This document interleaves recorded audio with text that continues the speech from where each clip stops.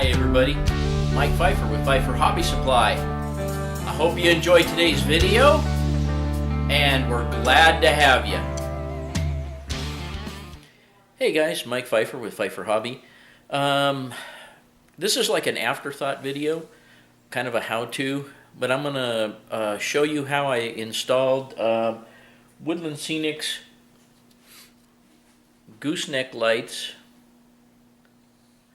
and some, let me see if I can find it,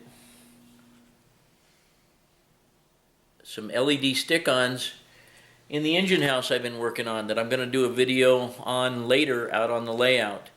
But anyway, let me show you what I've been doing. And I'm sorry I already had them out of the package and everything, but I'm just going to show you how I mounted them and how it looks once they're inside the building. My helper pooped out on me. Okay, without showing you too much of the building yet, the way these are packaged, the goosenecks, they're in this little thing inside these little packets, and when you turn it over, this little hair-thin magnet wire is wrapped around these right here, and you unwind it. And I did not shorten them up because they're tinned on the end. The coating is stripped off and they're tinned on the end. Then it comes with this little plug and this red wire that goes down and has the resistor and the plug on it to plug into the Just Plug system. So what I did is I have 4 of them mounted on the outside of the building, these little ones here, and then I have them going to the, I have them all 4 of them tied together and soldered. Then I have them stuck in this little connector block, and I believe that you can see if I get real close right there how they go in there. And these little buttons just push down and the wire goes in there and holds those. I haven't tested these yet, but I'm hoping they work. Anyway, then I just took the excess, rolled it up, hopefully in a place where it can't be seen. I took 2 of the warm white stick-ons, stuck them in the ceiling here, just took my wires back into this section of the building where I'll drill a hole through the base of the building and run them down. Basically those go down here, would go to 2 plugs, but I cut 1 plug off and I hooked both LEDs to 1 plug. This saves you plug space when you get to the 5700, the hub. It just saves you an extra plug, especially if they're going in the same building. It's kind of ridiculous to have 5 plugs for 1 building.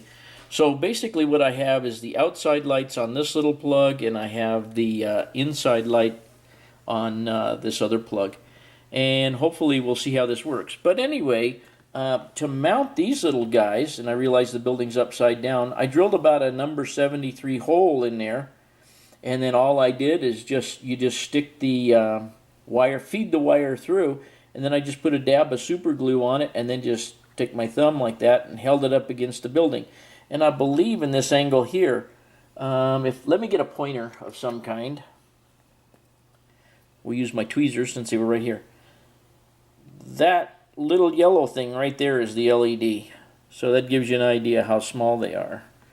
I have 4 of these on this building. I have one, it's actually going to face away from view, but it's going to be on the outside over there. And I have one on the viewing side, which is here. I have one over the sliding door, and I have one over this exit door right here, which are all on the viewing side.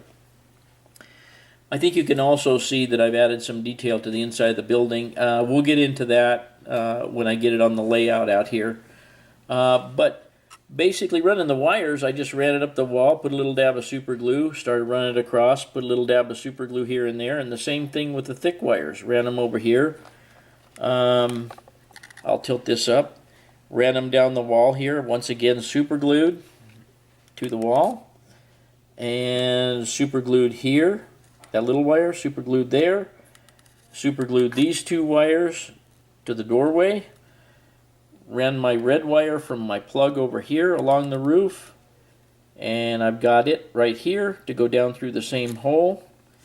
And hopefully that's all organized, and we'll be able to hook that up once I get it on the layout, and hopefully it works. Like I said, if I was smart, I guess I would test it here on the bench, but I'm not that smart, so we'll wait till we get it out there. And as much work as they were, if it doesn't work, it doesn't, or they don't work, or one doesn't work, or whatever the case is. But I've had good luck with them in the power plant, which you guys saw before. But anyway, we'll take a look at this building when I get it out there, but I just wanted to show you how I installed these lights and actually what it looks like. Like I say, I just coiled all this fine magnet wire around my finger and just kind of shoved it back here in a corner.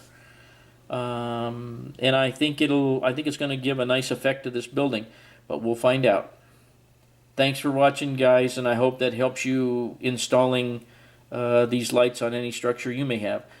And by the way, we could have blanked out if you had a big building where you had one half that you wanted to light and maybe an upstairs you wanted to light. You start to have to use view blocks or walls inside the building, and people have gone over that. And Woodland Scenics makes products to do that, or you can use styrene, or you can use foam core board or anything to segment the inside of your building. However, since this is an engine shed, it'll be lighted all the way through. And some of that light will bleed into this portion of the building, which will be fine. So anyway, I hope you guys got something out of this. And once again, thanks for watching. One thing I forgot to mention to you guys is on these connections here. Let me get them in the picture. On these connections here, I'll be using this liquid tape. If you haven't ever bought any of this liquid tape, you really need to do it. You can put it on these to insulate these joints, and in about 15-20 minutes that stuff will be nice and pliable and make an insulating coating on there, just like the sheeting that was on the wire almost. But anyway, it's a miracle fluid. And anyway, that's what I'm going to use on those, and I just thought I'd toss this in there as well. Okay, gang, that's how I installed some of the just plug lighting in my engine house, and I hope this helps somebody on how to go about it. It's relatively simple. The fine wires on the outside lights and the nano lights and stuff, they're a little bit fine and they're kind of tedious to work with, but it's pretty easy to do.